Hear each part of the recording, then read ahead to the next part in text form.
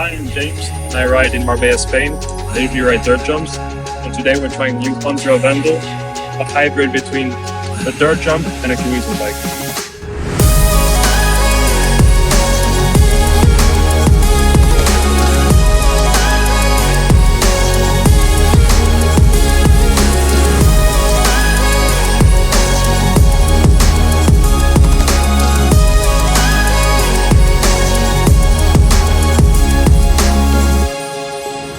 So here's a review after riding the new VANDAL ONSRA. First fault is the suspension is not the best, but it works for commuting. As long as you don't jump, there's no problems.